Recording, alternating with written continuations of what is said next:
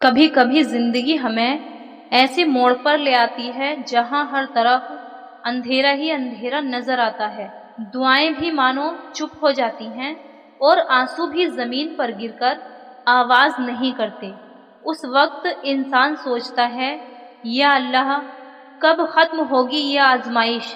کب آئے گا میری زندگی میں سکون اور رحمت کا وہ پل؟ لیکن سنو، اللہ کبھی بھی اپنے بندے کو بے وجہ تکلیف میں نہیں ڈالتا، وہ صرف ہمیں پرکھتا ہے، اور جب امتحان پورا ہو جاتا ہے تو کچھ خاص نشانیاں ہمیں محسوس ہونے لگتی ہیں۔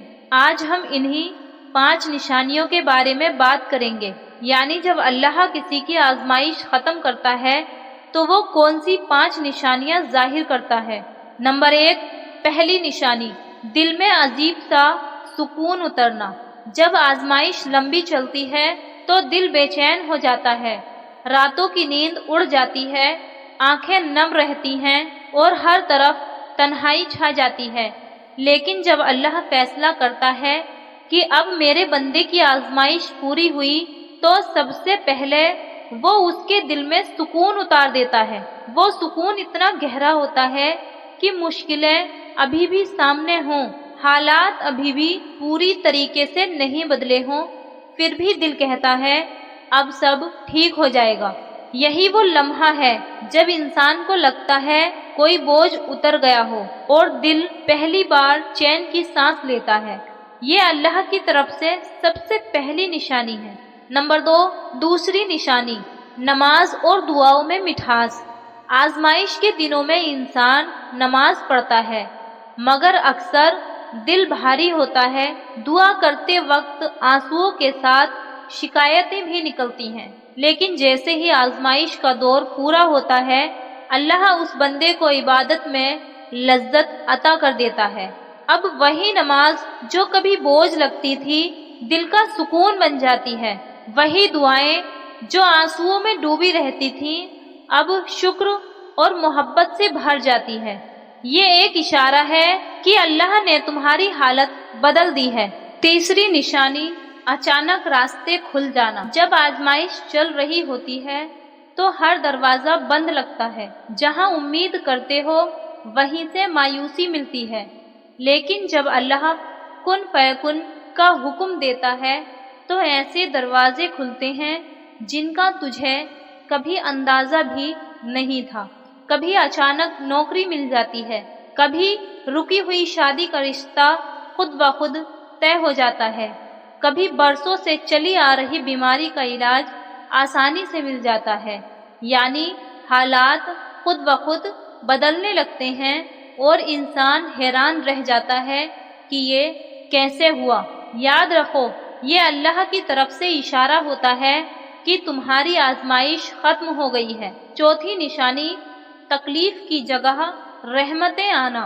آزمائش میں انسان اکثر تنہائی، غریبی، درد یا کھو جانے کا غم جھیلتا ہے، لیکن جب اللہ اس دور کو سمیٹ دیتا ہے تو وہ تکلیف کی جگہ رحمتیں عطا کر دیتا ہے۔ ہو سکتا ہے کہ جس نے تمہیں چھوڑا تھا وہ کبھی لوٹ آئے یا اس سے بھی بہتر انسان تمہیں مل جائے۔